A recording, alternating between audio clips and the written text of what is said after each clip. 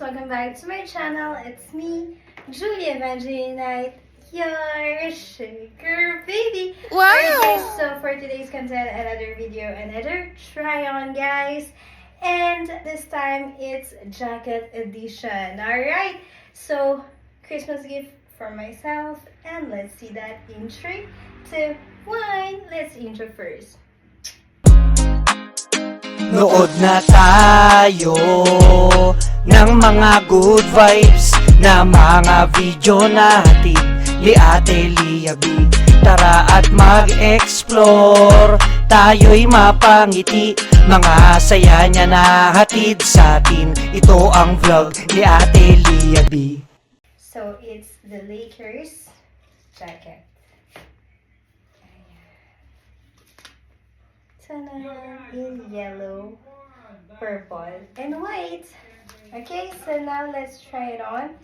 And this jacket is oversized. Nadya ko yun because I wanted my jacket like a bit oversized.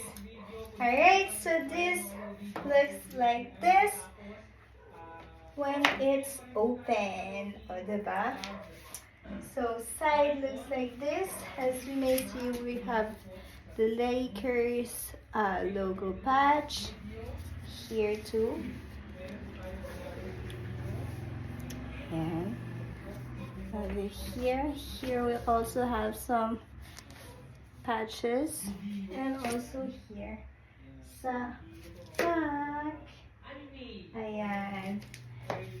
So it looks like this when it's open and when it's closed. And let's close it. Looks like this. Ayan. Kapag sarado.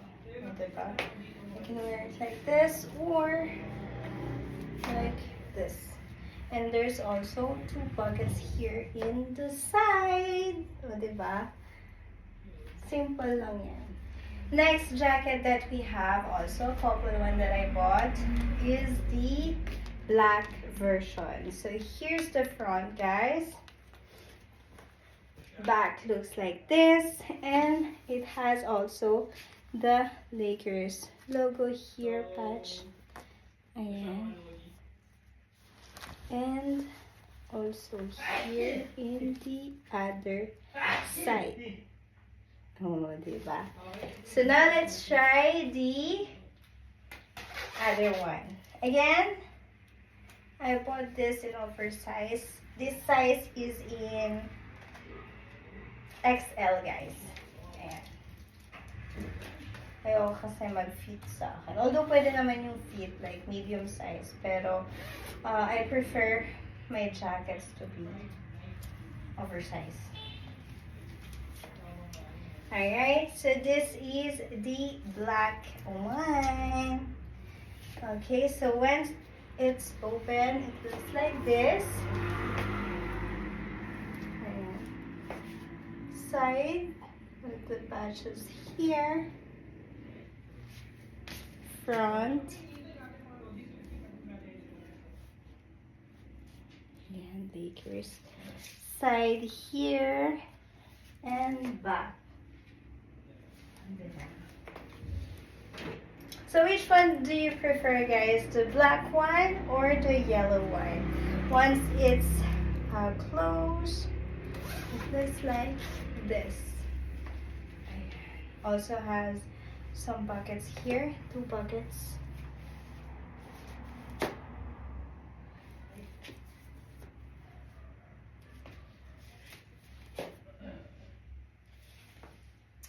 Alright, so that's it, guys. That was our Lakers jacket edition try on. And of course, if you like this video, don't forget to like, subscribe, and hit the notification bell. Again, thank you so much for watching, and see you on my next vlog. Love, love, love.